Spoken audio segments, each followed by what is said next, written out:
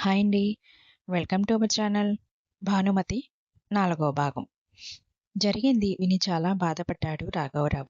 ఎంత పని జరిగిందిరా! చిన్న వయసులోనే భానుకి ఇలా అంటూ ఆగిపోయి, సరే సరే ఆ దిగులు మనసులో పెట్టుకోవడంతోనేనా ఇలా జరిగింది నీకు ఏరా అని అంటుంటే, మరింకేం చేయమంటావురా! అసలే ఇలా జరిగింది అని పుట్టెడు దుఃఖంలో ఉంటే, దానికి తోడు నా కూతురిని అందరూ కూడా ఇష్టం వచ్చినట్టు మాట్లాడుతుంటే, ఏమీ చేయలేక ఇక్కడికి వచ్చి ఇదిగో ఇలా తెచ్చుకున్నావు అంతేనా?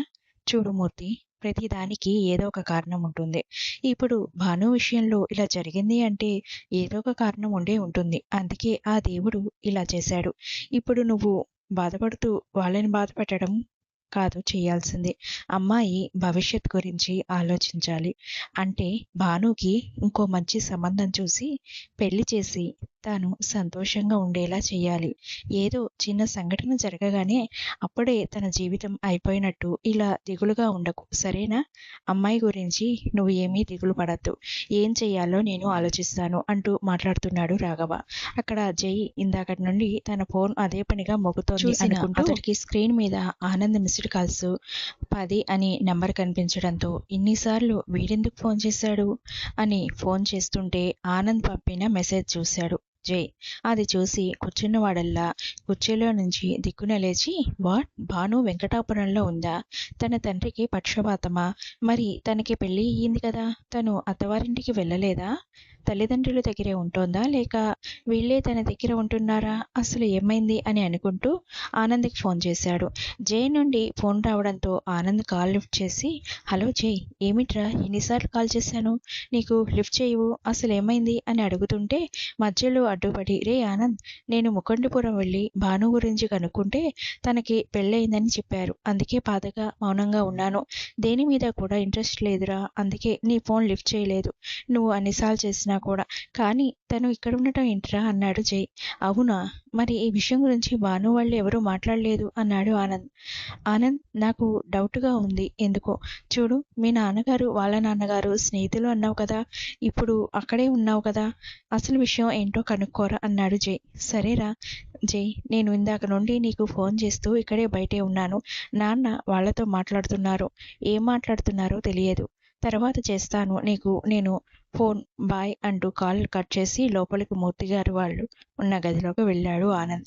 భాను వాళ్ళు కాఫీ కలుపుకొచ్చి ఈ లోపల ఆనంద్ వాళ్ళిద్దరికీ కూడా ఇచ్చారు. అక్కడ జైకి అసలు ఏం జరుగుతోందో తెలియక అటు ఇటు తిరుగుతూ ఉన్నాడు టెన్షన్. రాఘవరావు కాఫీ తాగడం పూర్తి అయ్యాక భాను వైపు చూస్తూ, చూడు తల్లి, నువ్వు పనుల కోసం ఇంటింటికి తిరగవద్దు. నీకు ఒక మంచి ఉద్యోగం నేను చూస్తాను. అంతేకాదు, మీ నాన్నకు నయం అవడానికి కేరళ కూడా పంపేద్దాం. వీడు నా స్నేహితుడు. నా స్నేహితుడు కూతురు అంటే నాకు కూతురే. ఇక నువ్వు మీ నాన్న గురించి ఆలోచించకు, నిశ్చింతగా ఉండు అంటూ తన తల మీద చెయ్యి వేసి చెప్పాడు. ఆ మాటలకు భాను కన్నీళ్లతో రాఘవ్ వైపు చూస్తూ, మీకు కృతజ్ఞతలు ఎలా చెప్పాలో అని అంటుంటే, మనలో మనకు ఏంటమ్మా ఇవి, ఇలాంటివేవీ ఉండవు మనకు, సరేనా అని చెప్పి, ఇక నేను వెళ్ళొస్తారా భాను, 2 రోజుల్లో మీ నాన్నను కేరళ పంపే ఏర్పాట్లు చేస్తాను అని సుజాత వైపు చూసి, అమ్మా చెల్లెమ్మ, వాడికి ఏమీ కాదు, ధైర్యంగా ఉండు అని చెప్తున్న తండ్రితో, ఏమైంది నాన్న అని అడిగాడు ఆనంద్. వెళ్తూ మాట్లాడదాన్రా పద అన్నాడు రాఘవ. ఇద్దరు కూడా కలిసి అక్కడి నుండి వెళ్ళిపోయారు. స్నేహితుని మాటలు తలుచుకుని స్థిమితపడ్డాడు మూర్తి. అంకుల్ చాలా మంచివారు కదా అన్నది భాను తల్లితో. అవునమ్మా, కష్టాల్లో ఉన్న మనకు ఆ భగవంతుడే మీ నాన్నగారి స్నేహితుని రూపంలో వచ్చారు అన్నది సుజాత. ఆనంద్ కారు డ్రైవ్ చేస్తూ తండ్రి వైపు చూశాడు. కొడుకు అలా ఎందుకు చూశాడో అర్థం చేసుకున్న రాఘవరావు ఆనంద్ భుజం తట్టి, చూడు నాన్న, నేను మూర్తి ఒకే స్కూల్లో, అదే ముక్కంటిపురంలో చదువుకున్నాము. కానీ నాకు ఎక్కువ ఆయుర్వేదం మీద ఇంట్రెస్ట్ ఉండటంతో నేను దాని మీద దృష్టి పెట్టాను. వాడు స్కూల్ టీచర్గా సెటిల్ అయ్యాడు. ఆ తర్వాత నేను ఇక్కడ, వాడు అక్కడ ఉన్నాము. కానీ మేము అసలు ఇంతవరకు కలుసుకోలేదు. ఇన్నేళ్లకి ఇప్పుడు వాడిని కలిసినందుకు సంతోషం, బాధ రెండూ ఉన్నాయి అని మళ్ళీ వాడి ఆరోగ్యం కోసం కేరళ పంపించాలి వాడిని.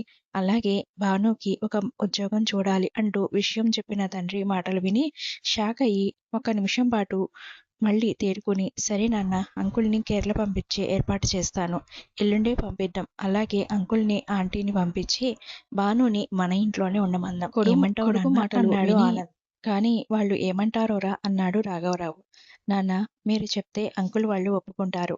అక్కడ అంకుల్కి తోడుగా ఆంటీ ఉంటారు కదా అయినా అన్నాడు. కొడుకు మాట విని సరే అన్నాడు అతడు. తర్వాత జైకి కాల్ చేశాడు ఆనంద్. స్క్రీన్ మీద నెంబర్ చూసి నవ్వుతూ కాల్ లిఫ్ట్ చేసి, చెప్పరా ఆనంద్ అని అడిగాడు. విషయం మీ నాన్నగారిని అడిగావా అని అడిగాడు మళ్ళీ. అడిగాను జై అంటూ భానుకి పెళ్ళైన విషయం, యాక్సిడెంట్లో తన భర్త మరణించిన విషయం, ఆ దుఃఖంలో ఉండగానే చుట్టుపక్కల వారి మాటలు వినడం, దానికి వీళ్ళు ఆ ఊరు వదిలిపెట్టి రావడం, కూతురు గురించి ఆలోచిస్తున్న మూర్తిగారికి పక్షవాతం రావడం, ఆనంద్ భానుకి ఎదురుపడటం, తర్వాత తన తండ్రి, భాను తండ్రి ఫ్రెండ్స్ అని తెలియడం మొత్తం చెప్పి ఇదిరా జరిగింది అన్నాడు. అన్నీ విన్న జై మనసు బాధతో మోగపోయింది. ఒరేయ్, తనకి ఇంత అన్యాయం జరిగిందా? సరేరా, అంకుల్ని కేరళ పంపి అక్కడ వైద్యం చేయిద్దాము. అక్కడ అయ్యే ఖర్చంతా నాదే. దానికి ఏర్పాట్లు చెయ్యి అని చెప్పాడు జై. హాహా, సరేరా, అది సరే జై. ఏదైనా మన మంచికే జరిగింది అంటారు పెద్దలు. జరిగింది ఏదైనా అది మీ మంచికే అని నాకు అనిపిస్తుందిరా. ఎందుకు అంటే మిమ్మల్ని కలపడానికి ఆ దేవుడే ఇలా చేశాడేమో అనిపిస్తుంది అన్నాడు ఆనంద్. ఒరేయ్, అది తప్పురా అన్నాడు జై.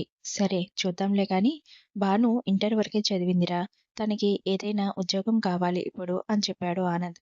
అంకుల్ వాళ్లను కేరళ పంపించాక తనని మన ఆఫీస్కి తీసుకునిరా అన్నాడు జై. జై ఆఫీసులో పోస్టులు ఖాళీ ఏం లేవు కదా అని అడిగాడు ఆనంద్. నాకు సెక్రటరీగా చేస్తుందిరా. ఒరే, సెక్రటరీ అంటే అని నసుగుతూ ఉంటే ఆనంద్, ఆనంద్, తనని జాగ్రత్తగా చూసుకునే బాధ్యత నా మీద ఉంది. ముందు నువ్వైతే తనని ఆఫీసులో సెక్రటరీగా అపాయింట్మెంట్ ఇవ్వు అని చెప్పాడు జై. ఆనంద్ అది విని సరే అని చెప్పాడు. తర్వాత మూర్తి వాళ్లను అనుకున్నట్లుగానే కేరళ పంపించారు ఆనంద్ వాళ్ళు. మూర్తికి భాను బాధ్యత తనది అని, తన తను తన చెల్లి లాంటిది, తన గురించి దిగులు పడద్దు అని, క్షేమంగా వెళ్ళి ఆరోగ్యంతో తిరిగి రావాలి అని ఆనంద్ చెప్పేసరికి మూర్తి ఆనందంగా కూతురికి జాగ్రత్తలు చెప్పి కేరళ వెళ్ళాడు భార్యతో ధైర్యంగా.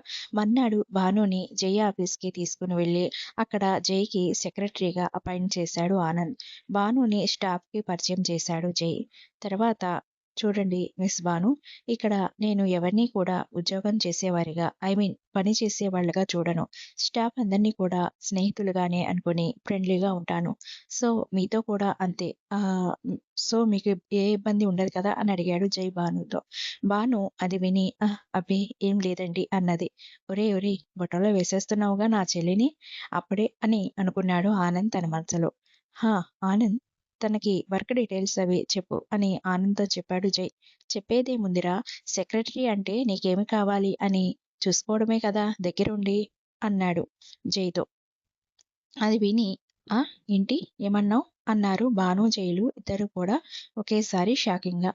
అప్పుడు తను ఏమన్నానో అని అర్థం చేసుకున్న ఆనంద్, చి, నేను ఇలా అన్నానేంటి అని మనసులో అనుకుంటూ, అదేరా, నీకు ఏం కావాలి అని కాదురా, ఆఫీసులో నీ పనులు, చిచి, ఆఫీసులో పనులు ఉంటాయి కదా నీకు సంబంధించినవి, నువ్వు అటెండ్ అయ్యే మీటింగ్స్, ప్రోగ్రామ్స్, ఇంకా ఆఫీసులో పనులవి అని, నువ్వు రామ్మా చెల్లి నీకు వర్క్ చెప్తాను అన్నాడు. అన్నయ్య, మీరు ఇందాకటి నుండి ఆయన్ని బాస్ అని అనకుండా ఒరేయ్ రా అంటున్నారు ఏంటి అని అడిగింది భాను ఆనందిని.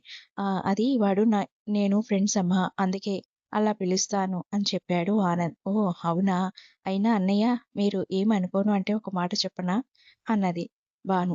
చెప్పమ్మా, ఇప్పుడే బాస్ అన్నారు కదా, అందరితో ఫ్రెండ్లీగా ఉంటాను అని. అయితే అంటూ భాను వైపు చూశాడు ఆనంద్. అది ఎంత స్నేహితుడు అయినా బాస్ని ఇలా ఆఫీసులో కూడా బయట పిలిచినట్టు అరే ఒరే అంటూ ఇక్కడ అందరి ముందు పిలవకూడదు, స్టాఫ్ ముందు అంటూ జై వైపు చూసింది భాను. జై ఆనంద్ వైపు చూశాడు. అమ్మా అంటూ ముక్కు మీద వేలేసుకుని జై వైపు చూశాడు మళ్ళీ Anand. Yes, you are correct Bhanu. ఇక నుండి ఇలాగే కంటిన్యూ చెయ్యి మిస్టర్ ఆనంద్ అన్నాడు జై సీరియస్గా మొహం పెట్టి. అమ్మా ఇలా ఆఫీస్‌లో జాయిన్ అయ్యిందో లేదో అప్పుడే నా చెల్లి ఆర్డర్ వేయడం, వీడు ఓకే అనడం, అది కూడా నా విషయంలో. సరేలే, చెల్లి చెప్పింది గదా! చెప్పింది కూడా మంచిదేలే. మన్ ఇలా నలుగురిలో అలా పిలిస్తే స్టాఫ్ ఏమనుకుంటారో అని మనసులో అనుకుని పైకి ఎస్ బాస్ అన్నాడు ఆనంద్ జైతో. తర్వాత ఆనంద్ భానుకి అన్నీ కూడా వివరంగా చెప్పాడు. ఆఫీస్‌లో ఎలా ఉంటుందో, ఎలా చేయాలో, ఏం చేయాలో భానుకి తన రూమ్‌లో వేయించాడు జై సీట్. అలా భానుమతి జై రూమ్‌లో అతడు ఎదురుగా ఉండేది. జై భానుని చూస్తూ హ్యాపీగా ఉన్నాడు. భానుకి ఆఫీసులో మెలిగే తీరు అది జై నేర్పించేవాడు. బాధలో నుంచి తనని కొంచెం అయినా బయటికి తీసుకుని రావాలి అని ఆఫీసులో ఉన్నప్పుడు తన దగ్గరే అనుక్షణం ఉంటూ ఏదో ఒక వర్క్ గురించి చెప్తూ తన బాధని మర్చిపోయేలా డైవర్ట్ చేశాడు జై. భానుమతి కూడా ఆఫీస్ పనుల్లో పడి తన బాధను పూర్తిగా మర్చిపోయింది. ఇప్పుడు తనకి ఉన్న బాధల్లా తన తండ్రి గురించే. దాని నుండి కూడా బయటపడేయాలి అని. Thanks for watching. Please like, share and subscribe.